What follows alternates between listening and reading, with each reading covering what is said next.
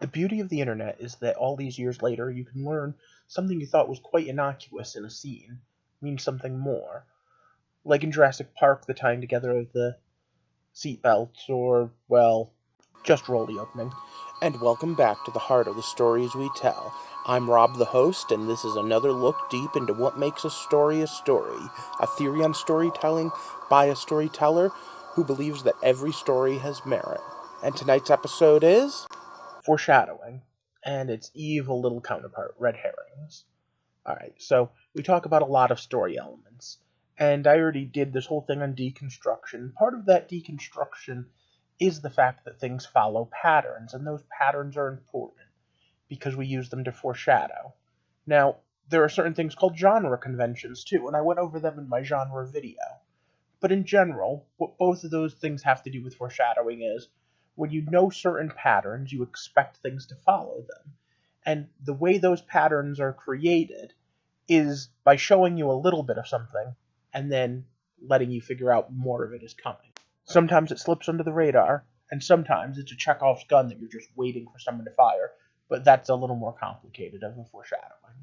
Alright, for those of you that don't know, what I do here is I review stories and I come up with theories how and why we tell stories, and then I read them to you every week. I do Sunday videos and Throwback Thursdays every Thursdays, plus reviews of stories as they come out, movies, TV shows, books, comics, the like. If that sounds interesting to you, click subscribe. If you're wondering why it is I'm not doing Christmas themed for December, well, I am, but only in my Throwback Thursdays, and the final one of the month is going to tie that all up. But for now, let's talk about the boring definition of foreshadowing. Alright, so something happens early on. For instance, let's say that I start a story by telling you my character's aunt is out of town, but she'll be back any day now. Well, you would expect that if the story goes on for days, sooner or later that's going to pay off. The aunt is coming home. And at which point it'll be important to the story, or it won't. Now, we've seen this in many of the reviews I've done. We've talked about foreshadowing. Things like when Daenerys stepped into the water in Season 1, and she said that she doesn't burn. Huh, she doesn't burn, you say. Or, well, I mean, this scene that just is crazy full of spoilers for Game of Thrones. And maybe I should just, I'm gonna try to keep this to older stuff, but in general, I guess spoiler warning for a century or two's old play, some movies from 2 decades ago, whatever. Alright, so just in case. Let's start with Romeo and Juliet, shall we? Most stage productions come right out and tell you, not even foreshadowing. There is no story of more woe than the story of Juliet and her Romeo. But in the story itself, Romeo says, life were better ended by their hate than death prologued, waiting for thy love. Romeo is explaining he'd rather die trying to earn Juliet's love than live a life without her. Guess what happens later in the story? Oops, that might be a spoiler. Anyone ever hear of this little movie called Fatal Attraction? And the fact that the main character boils someone's bunny? Okay. Well, earlier in the film, believe it or not, there's actually a scene where she says, come on over. Just bring the dog. I'm great with animals, and I love to cook. When you rewatch it, that scene kind of sticks out for phrasing just a little bit. You like animals and you like to cook, and later you're going to cook his animals. But okay, that's a little forced of a foreshadow. Let's talk about a more direct one. Indiana Jones and the Last Crusade. There's a point near the end where one of the people who is forcing Indy to help says, we're only a few steps from the Grail.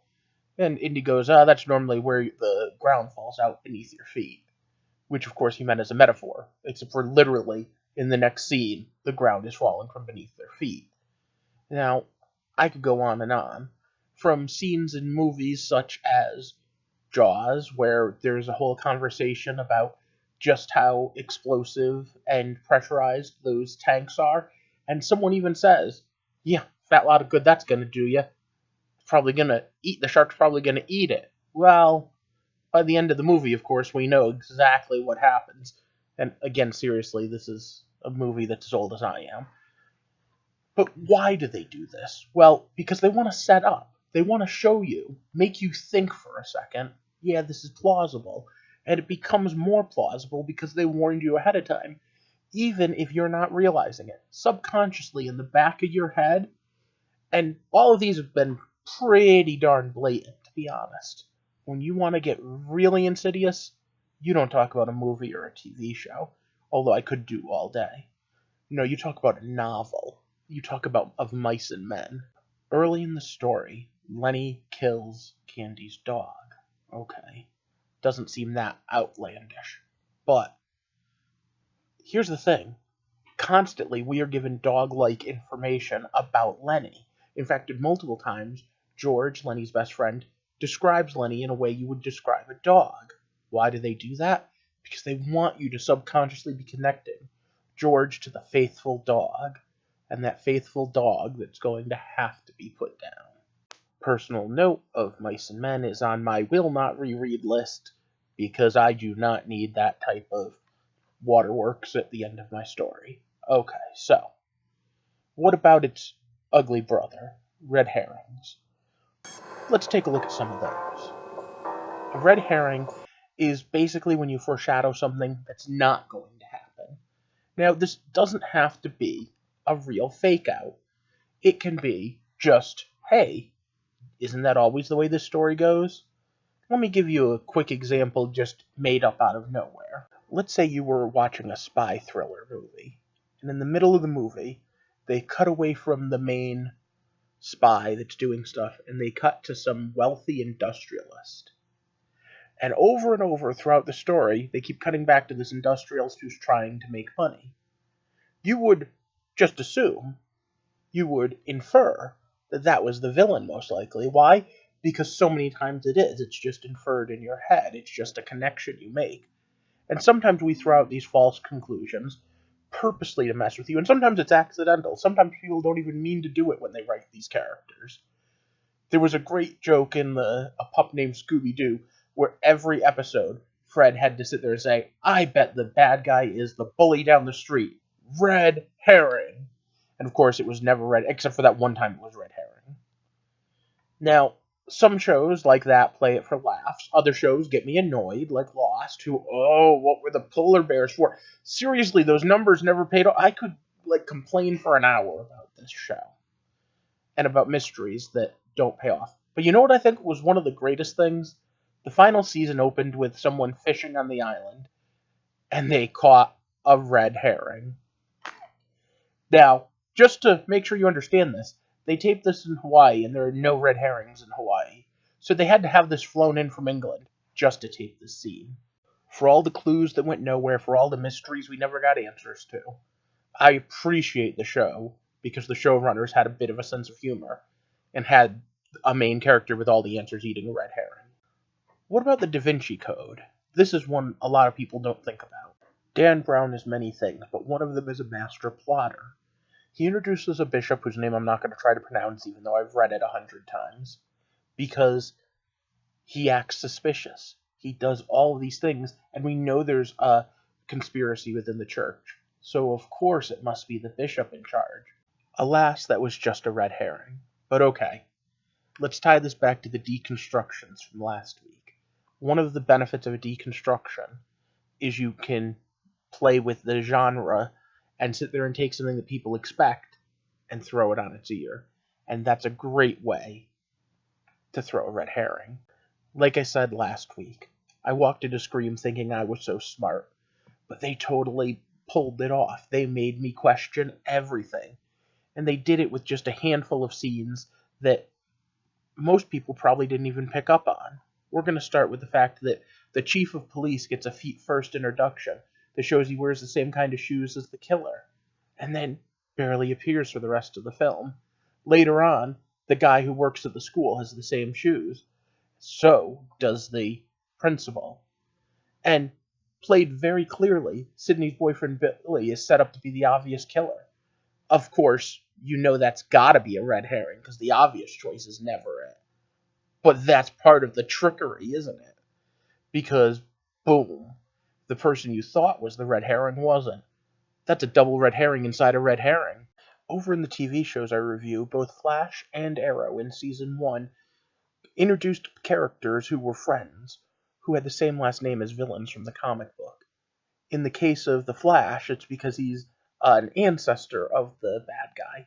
In the case of Arrow, it's because his father's the bad guy. Both of which were great uses of foreshadowing and great uses of the red herring. But as we're studying and trying to figure out how to get to the heart of all the stories we tell, there's a very good reason why we need to talk about foreshadowing and red herrings. And it has to do with deconstruction as well. You see, you can only tell what's going to happen if you understand what type of story you're in. For instance, being a genre-savvy person about a sci-fi is very different than from a horror. And where I've already said Game of Thrones, oh, the water's too hot, or the conversation leads you to believe certain things, and they are foreshadowing, there's some red herrings too. Or in some cases, just turning the knob upside down and deconstructing what it means to be a fantasy story. Because, I mean, the main hero is going to make it till the end, right? Well, most of the time. I mean, if a main character's in trouble, I mean, we know that when the season openers, they're going to get out of that, right? Well, sometimes. And I mean, we know that if you're in a room full of, like, all the main characters, there's no way they're killing off major chunks of the main characters, right? Yeah. People were so surprised by these things first in the book and then later in the TV show because these sort of things don't happen. Because it was foreshadowed, but it wasn't noticed. Because our minds aren't set up to notice every pattern. Alright, so, in general, foreshadowing and red herrings are things that I talk about on a regular basis when I talk about mysteries going on in TV shows, and movies, and books, and just about every story. Now, the Chekhov's gun's a specific one, and we'll handle that at some point in the future. But before we do, are there any specific things that you think I missed, or any foreshadowing that you think should have been talked about more? And what about Chekhov's guns that were never fired? Can you remember any of those that you think that should appear in a future video? Let me know down below, and then of course, click that thumbs up button to let me know I'm doing a good job, and click that subscribe button. I'm over 80 subscribers now, and I'm trying to build this community up, so when I hit 100, I'm going to do a special giveaway of an Amazon gift card. For now, though, while we're looking forward, next week is Christmas Eve, so I'm not going to be doing a video. But come back here on New Year's Eve for a look into how we always mess up the future. Not just foretelling it, but looking at it from a technological base. For now, though, I hope you have a good night, and thank you for walking with me through the heart of the stories we tell.